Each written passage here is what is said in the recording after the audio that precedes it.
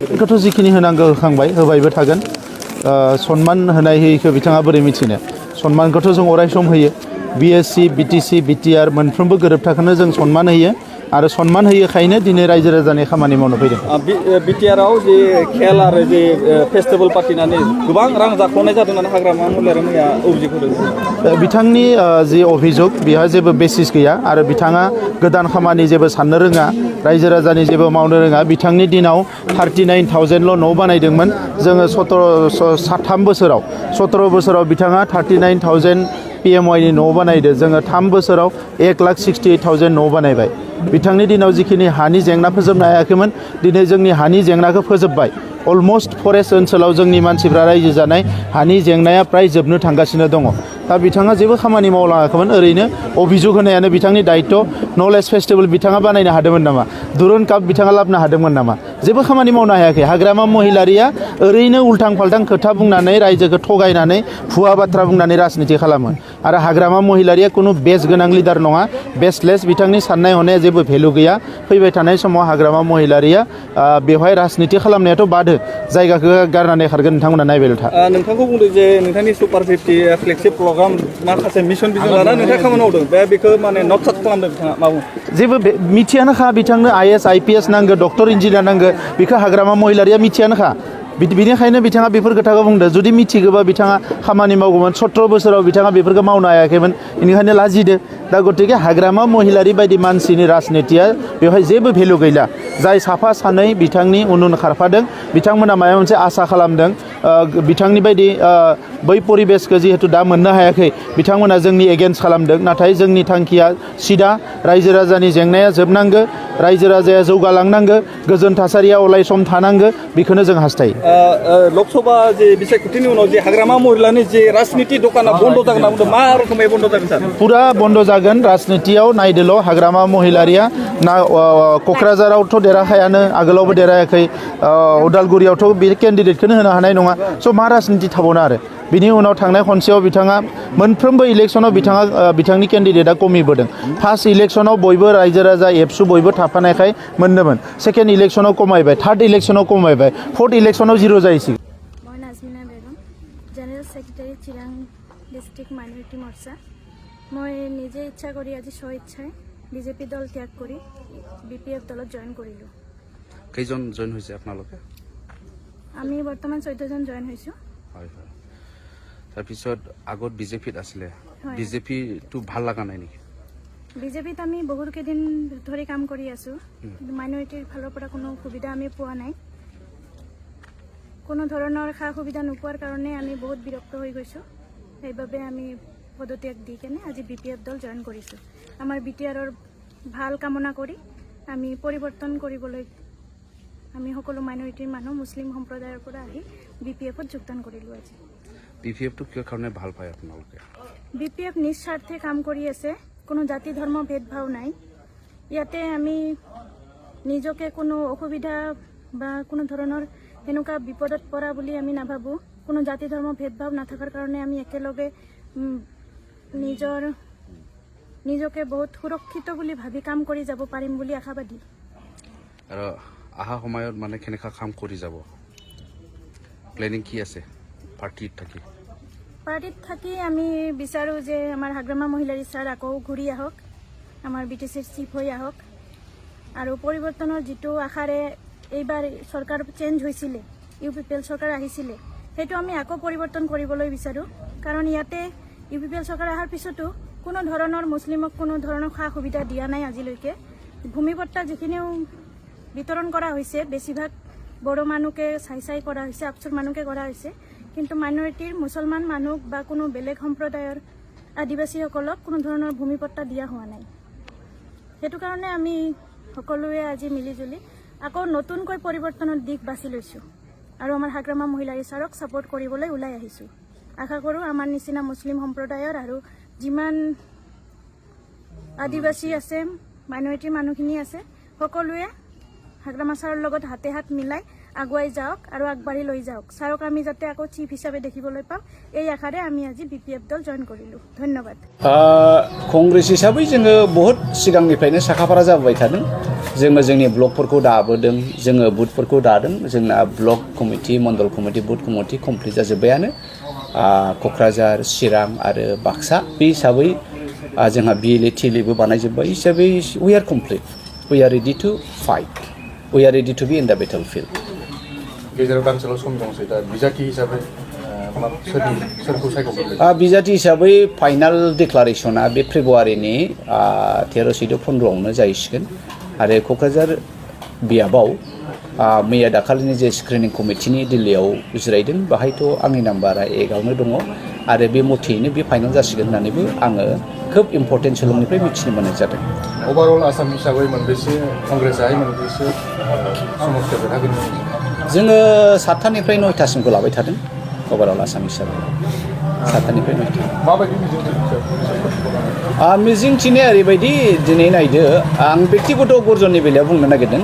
Actually रायजो राजाया दिनै कंग्रेसनि मानो होगोन होननायावहाय गोबां खोथा दङ।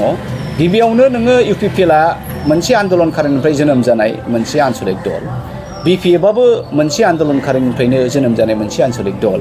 दिनै BPFआबो बिथांमोना गावसिनि आन्दलन खालामनायनि जे मोनसे आइडिय'लजि बेनिफ्राय बिथांमोना दोरोदबाय। बिथांमोना दिनै सोरनिबा बान्दा जाबाय, सोरनिबा खोथा नङाबा बिथांमोना प्रेस मिट पाब्लिकआव बुंनो हाया। दा UPPLआबो बेनो दिनै बिथांमोननि BJPनि खोथा बारनो हाया, रायजो राजानि गांनाय उखैनायखौ फोलोमनो हायाखै। प्रमदनि बुंनाय सिगांनि रावफोरा मा, दिनै बिथांनि बुंनाय रावफोरा मा, बिथांनि जेसेबां आन्दलनाव प्रमिस लाबोनाय आं ओरै मावगोन बे गासिबो बिथाङा दिनै थगायसुला महरै प्रुभ जाबाय। बर' रायजो राजानि मादाव बिथाङा दिनै सासे गोहो गोलोन्दां इम्परटेन्ट राजा इरागदाव बायदि जाबाय, गबिन्द चन्द्र बायदि जाबाय। दा बेखायनो जोंना बेनो जे गर्जना ट्रुलि रायजो राजानि सेन्टिमेन्टखौ लाना आवगाय थागोन। रायजो राजानि गांनाय उखैनायनि डिजाइना आंनाव दङ जे बर' रायजो राजानो दिनै साख्रि बाख्रिनि राहा नांगौ, बर' रायजो राजानो दिनैहाय कल कारखाना नांगौ मावनानै दांनानै जानो थाखाय। दा बेफोर जिनिसखौ जोङो क्लियार खालामागौ माने जोंनि गेजेराव दाङाबाजि दावराव दावसि बुलाय सोलाय आरो हिंसा हिंसिया जोबनाय नङा। क'क्राझारावहाय बबे राजखान्थि दोलोजों गाहाय कंग्रेस? दिनैनि दिनाव कंग्रेसनि फाइदा गमामायैनो BPFजोंनो जागोन, खिन्थु जि नुयो जे BPFआबो दिनै गावनि आथिङाव गसंनो हाया बायदि जादों। बिथांमोनहाबो एखमबा BJPनिनो B टिमफोर बायदि गसङो। दा बियो गमामायैनो प्रुभ जायोबा जोंनि फाइदा UPPLजोंनो जागोन। BJP UPPL रुलिं पार्टी कंग्रेसनो मानो भट होगोन सानदों? दा रुलिं पार्टी हिसाबै BPFआ मा मावखो? BPFआ पावारनिफ्राय ओंखारनाय लोगो लोगो BTCआ BTR जाबायना, नङा होमबा? BTCआ पावार एंगारनाय लोगो लोगो BTR सोरजिनाय लोगो लोगो BTCनि 16था डिपार्टमेन्टआबो आसामाव थांफिनबाय। दा मा दंबावो? जेबोआनो गैया। लेंगुवेजआबो नोङो गोजौआव लिरनांगौ गाहायावसो लिरनांबाय। मा दङ? मानो होगोन UPPLनो? मानो होगोन बे पावारफुल दल BPFफोरनो थाखा फैसा गोनांमोनलाय? आरो बेबायदि इसेबां बोलो गोरामोनब्ला नब कुमार सर'नाजों बोरै जेना? गतिके बिथांमोना बेबायदि जुजिलाबायनानै लाब गैया। दिनैनि दिनाव सारेन्डार जाथों बिसोरो गर्जन मोसाहारिनो। नब कुमार सर'नायाखौ आं फेजेनगोन। बेनो बिकल्पआ, बेनो मानो होनांगौ होननायनि फिननाया। अभारअल इन्डिया हिसाबै नेक्स्टआव कंग्रेसआ सरकार दानायनि आसा दङ? जोंहा जथेस्थ' आसा दङ। एबारावहाय सुप्रिम कर्टनि जे होंगो दोंगो जादों, EVMखौ बोखारनांगौ, बेलट पेपारखौ लाबोफिननांगौ। बेयो जुदि गमामायैनो बेलट पेपारखौ लाबोफिननो हायोब्ला कंग्रेसआ इन्डिया एलायन्सआ गभर्नमेन्ट हागोन 100आव 100% रोखा। इसुला गावखौ ST होनानै STनि एगेन्स्ट गसंनाय, बेलाय गावनि बिफा बिमानि सुगिरि जोनोम जानानै बियो आंनि आइ नङा, बियो आंनि आफा नङा होननाय बेबायदि मानसि समाजाव थांनानै थानायनि मोन्थायानो गैया। थगायसुला। दा बेखायनो नब कुमार सर'नाया एबाराव जेबो फेक्टर गैया आरो बियो होनोबो मोनखानाय नंला। दा बेखायनो बयबो रायजो राजाया थगायजानाय मोनबाय। बेवहाय मा हारसा, मा मुस्लिम, मा बर' बयबो नब कुमार सर'नायाखौ नाङा आरो बिनि बिकल्पआ कंग्रेसआनो। बेखायनो कंग्रेसआ दिनैनि दिनाव थासारिया खोब मोजां।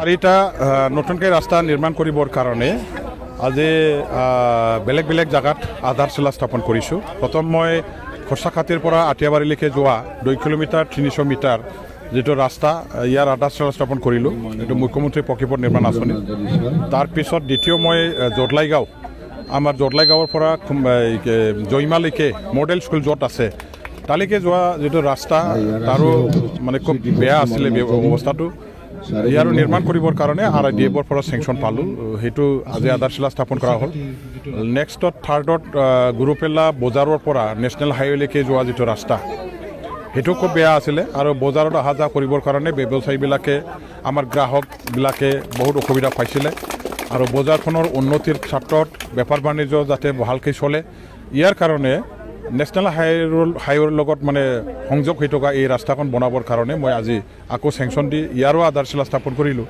শেষত আকৌ চতুৰ্থ যিটো ৰাস্তা আমাৰ নেশ্যনেল হাইৱেৰ পৰা বন্ধু বজাৰলৈকে আমাৰ একেবাৰে ভিতৰৰ অঞ্চলৰ এটা বজাৰ আছে আৰু এই বজাৰখনত আমাৰ খচুগাঁও গোসাইগাঁৱৰ ব্যৱসায়ীসকলে আহে আমাৰ লোকেলি তাতে মানে কিনা বেচাটো চলে গতিকে এই বজাৰখনলৈ যোৱা ৰাস্তাৰ অৱস্থা যদি বেয়া হয় বজাৰৰ উন্নতি কেতিয়াও নহ'ব আৰু মানুহবিলাকে যথেষ্ট কষ্ট পাই আছে গতিকে মই এই ৰাস্তাখন বনাবৰ কাৰণে চেংচন এটা আনিলোঁ দিছোঁ 2 কিলোমিটাৰ 442 মিটাৰ না কিমান বা আছে আৰু ইয়াৰ অলৰেডি চেংচন হৈ গ'ল টেণ্ডাৰ হৈ গ'ল ওচৰে কামটো আৰম্ভ কৰিব ইয়াৰে আধাৰশিলা স্থাপন আজি আৰম্ভ কৰিছোঁ এই অঞ্চলৰ ভালেখিনি ৰাইজে স্বতঃস্ফূৰ্তভাৱে ওলাই আহি পেলাই তেওঁলোকে সমৰ্থন কৰিছে আধাৰশিলা স্থাপন কৰাৰ সহযোগ আগবঢ়াইছে তেওঁলোকে বিৰাট ভাল পাইছে বহুত দিনৰ পৰা তেওঁলোকৰ এইটো এটা দাবী আছিলে ৰাস্তা যিহেতু ভাল হ'ব লাগে আৰু ওচৰতে আমাৰ বেলেগ এটা ৰাস্তা বনাব লগা আছে সেইখিনিকো